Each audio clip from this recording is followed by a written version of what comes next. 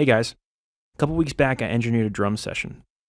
In this session, we recorded an entire record, but at the beginning of the session, we took samples of the entire kit.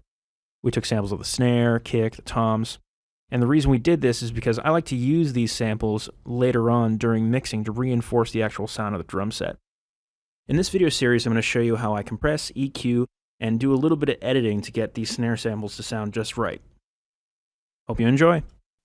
Let's go ahead and listen to these sounds. Here's the snare bottom.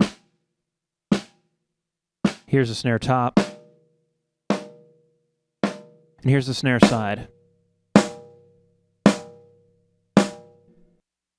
first thing I'm going to do is open up the Pro channel track for the snare bottom track. We're going to make sure it's actually on first, minimize the compressor.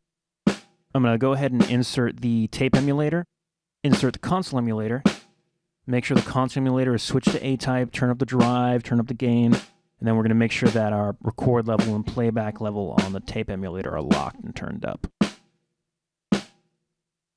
After that, let's move to the EQ. You'll see that there's a lot of low end in this particular sample here. There's some nice sizzle as we get to the top here, and then there's some rumbling down at the bottom over here. We're going to cue out the rumbling right now.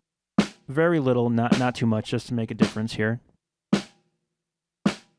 After that, we're going to move to the low EQ band here, set it to about 100, and we're just going to give it a little bit of a boost.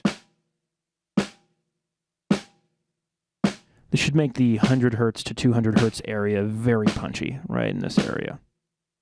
Moving into the high mid-range, I'm going to go ahead and scoop this.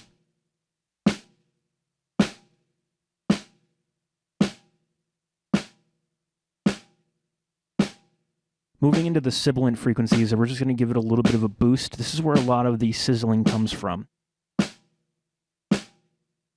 Now we can A-B the two, with EQ and without EQ.